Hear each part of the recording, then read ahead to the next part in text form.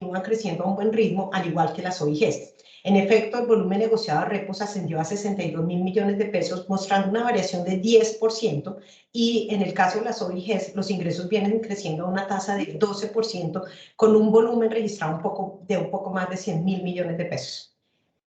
Muestra la importancia que tiene cada vez más la bolsa mercantil en la financiación no bancaria. Recuerden que estos productos son una fuente de financiación para el sector agropecuario, en el caso del registro de facturas y de los repos, y para los proveedores del mercado de compras públicas, en el caso de las OIGs.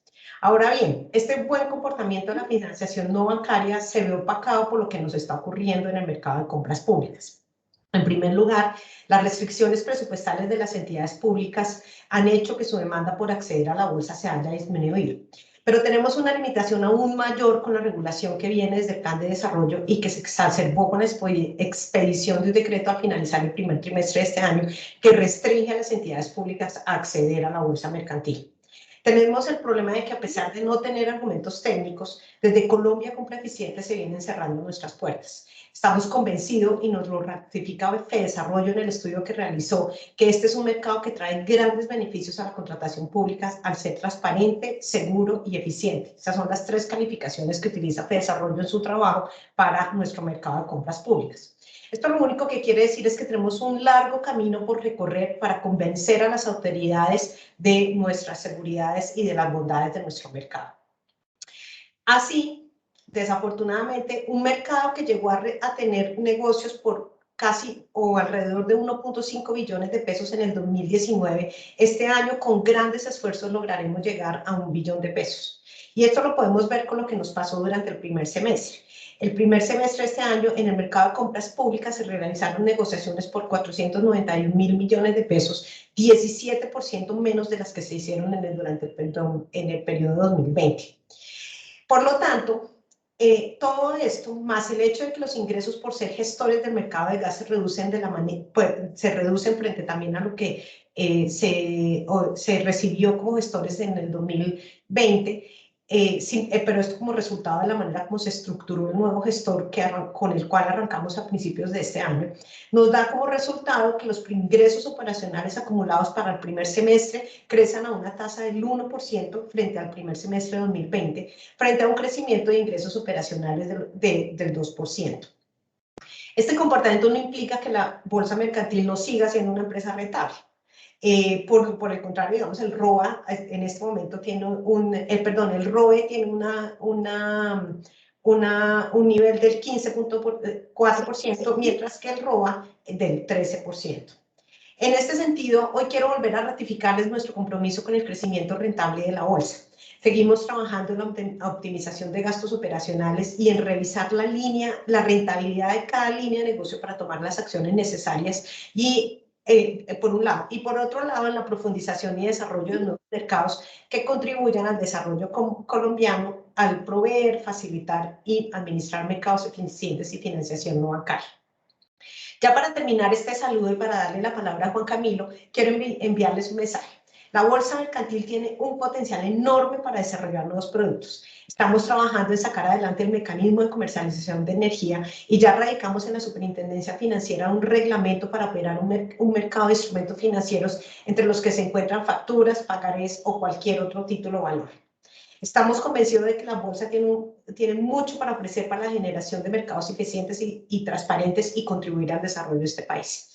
Con estas palabras le cedo la palabra a Juan Camilo, quien les contará con mucho más detalle todos estos resultados que yo aquí de manera resumida les acabo de presentar. Gracias. Juan Camilo, por favor.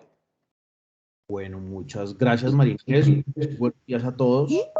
Y bueno, entonces vamos a presentar nuestros resultados al cierre del segundo trimestre del año. Como lo comentó María Inés, pues fue un segundo trimestre complejo frente a un primer trimestre, digamos que en el que habíamos mostrado muy buenos resultados. En términos generales, pues presentamos un crecimiento en ingresos al cierre del primer semestre del 1%. Los ingresos fueron jalonados fundamentalmente por el registro de facturas, que tuvo un crecimiento del 15% frente al primer semestre del año pasado. Repos y OIGs Sin embargo, tuvimos una caída importante en los ingresos en los ingresos provenientes del MSP, que cayeron cerca de un 22%, así como los ingresos derivados del gestor de mercado de gas, pues que era, digamos, una caída planeada de acuerdo con el contrato que nos fue adjudicado el año pasado. Entonces, digamos que en esencia, como les digo, pues un crecimiento del 1%. La utilidad operativa presenta una disminución del 3% frente al primer semestre del año pasado, y esto se deriva fundamentalmente, nuestros gastos, como lo vamos a ver más adelante, crecieron un poco por encima de del aumento de los ingresos, y la utilidad por acción, así como la utilidad neta, con una disminución del 13% frente al primer semestre del año pasado. Y el retorno sobre el patrimonio se ubicó en el 15.4% frente a un 16.75% que traíamos al cierre de los primeros 6 meses del año 2020. Bueno, en términos, ya entrando un poco al detalle de nuestros ingresos, como podrán ver, pues un muy buen primer trimestre en el que crecimos un 7%, pasando de cerca de 12.900 millones de pesos a 13.848 millones de pesos al cierre de marzo. Durante el segundo trimestre, como les mencioné, registramos ingresos por 27.564 millones, con una variación del 1%. Destacar aquí, pues fundamentalmente en el segundo trimestre, pues los ingresos presentan una disminución del 5.5%, principalmente y aquí ya comparándolo trimestre con trimestre, el segundo trimestre del 21, el MSP tuvo una reducción del 30% en los ingresos comparados contra el segundo trimestre del año 2020.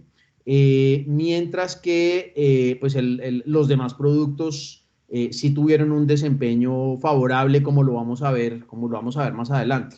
Puntualmente, pues el registro de facturas un 15%, los ingresos por repos un 38%, las OIGs un 12%, y en el acumulado el MSP con un 22%, es decir, había presentado una buena tendencia durante el primer trimestre, pero con esta caída del segundo trimestre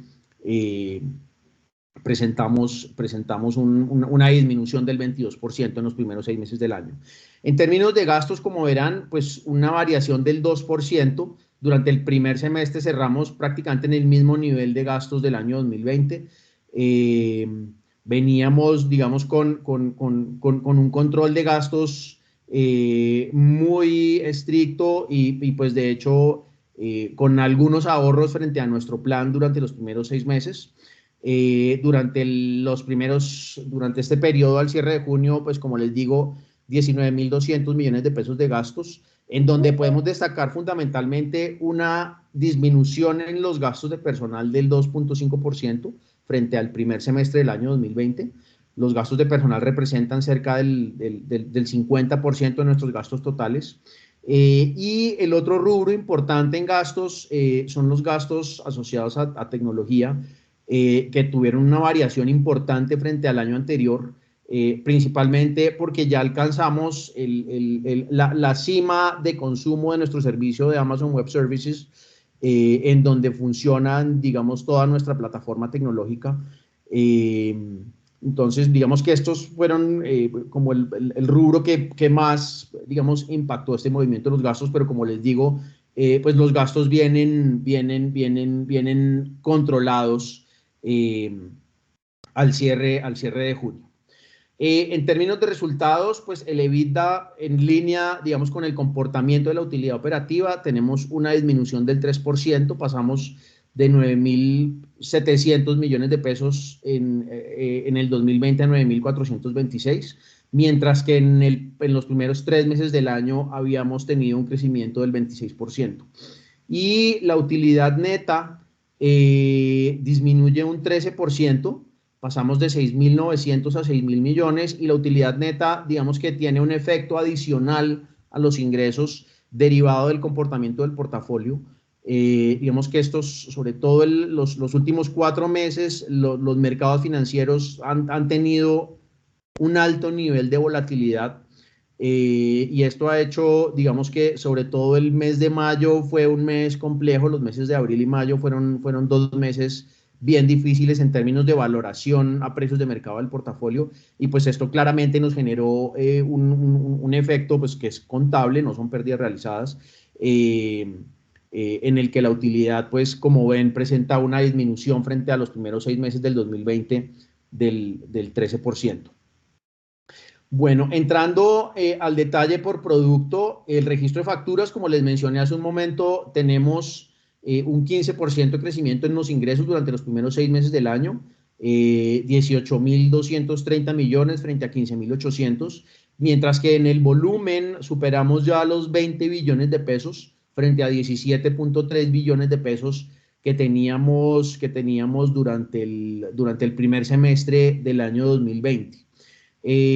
Los principales productos, como verán, dentro de estos 20.2 billones de pesos que se registraron en la bolsa, pues digamos se mantiene un poco la misma tendencia. Tenemos alimento para animales con más de 3 billones de pesos, aceite y grasas y sector ganadero con cerca de 2.8 billones cada uno, y cereales con 2.5 billones. Entonces, en términos generales, el registro de facturas viene mostrando un comportamiento positivo frente a lo que traíamos el año pasado, y pues digamos que es el rubro que de alguna manera está jalonando el comportamiento de nuestros ingresos.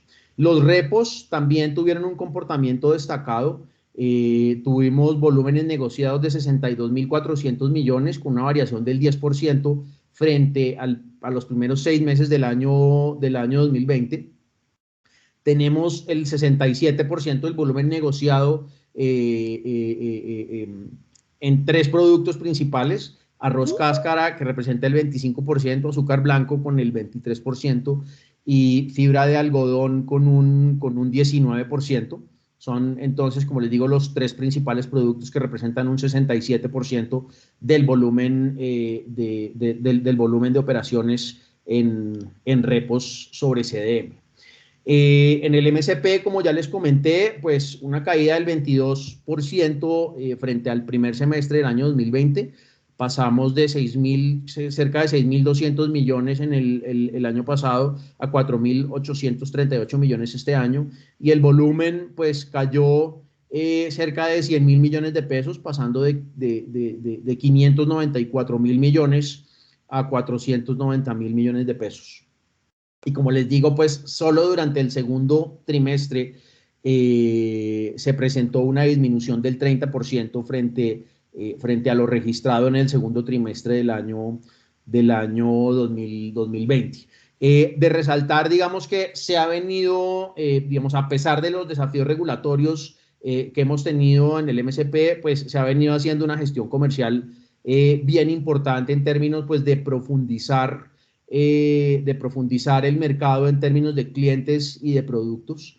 Entonces, pues digamos que la bolsa sigue haciendo esfuerzos muy importantes para fortalecer pues este mecanismo de compras públicas que es bien importante para el proceso de abastecimiento de las entidades estatales. Las OIGs, digamos, a pesar del comportamiento del MSP, las OIGs presentaron un crecimiento del 12%, generando ingresos por 343 millones de pesos durante el semestre, y un crecimiento en volumen del 2%, pasando de cerca de 98.000 millones a 100.500 millones de pesos, con una penetración del 20.5%. Esto quiere decir que del total del volumen negociado en MSP, es decir, de los casi 590.000 millones, de los cerca de 500.000 millones negociados en MSP, el 20% de esas operaciones están siendo financiadas por los proveedores a través de las OIGs. Entonces, pues las OIGs siguen también consolidándose como un mecanismo importante de financiación para este mercado. En términos de nuestro balance, pues no presentamos cambios significativos. digamos que ustedes van a ver una variación en el activo corriente que equivale fundamentalmente a la distribución de dividendos. Recordarán que el año pasado nuestra asamblea se realizó en el mes de junio y los dividendos fueron pagados en julio del año 2020. Entonces, digamos que esta variación básicamente en la liquidez tiene que ver con ese timing del pago de dividendos del año pasado frente a este que ya volvimos un poco a la normalidad y nuestros dividendos fueron pagados en el mes de abril. Entonces, esto es básicamente lo que explica esta variación de cerca de 15.000 millones de pesos en el activo. Por lo demás, pues no tenemos variaciones significativas en este lado del balance. En el pasivo, pues de manera similar, una variación cercana a los 12.400 millones de pesos en cuentas por pagar, que tienen que ver también, digamos, con la contabilización de los dividendos. Y pues digamos que eso en términos generales les podemos contar con respecto a nuestro balance y el patrimonio, pues en la misma línea, digamos, se mantiene en alrededor de los 78.000 millones de pesos frente al cierre del primer semestre del año pasado.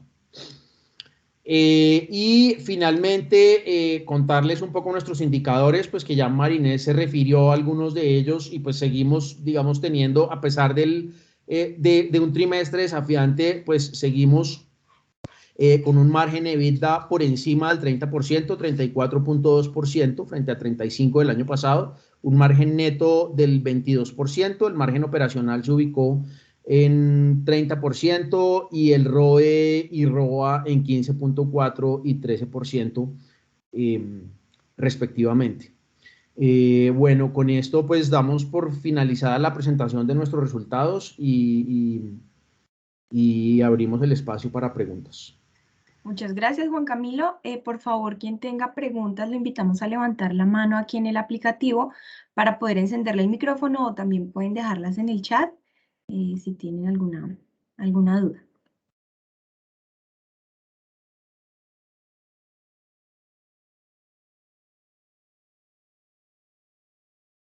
Bueno, no veo movimiento. Yo creo que no tenemos preguntas en la sesión de hoy, entonces aprovecho para agradecerles su asistencia el día de hoy. Les recordamos de nuevo que la grabación va a estar colgada en nuestra página web en la sección de relación con inversionistas. Les agradecemos su participación y esperamos verlos en la presentación de resultados del tercer Q de este año. Muchas gracias por su asistencia. Muchísimas gracias a todos.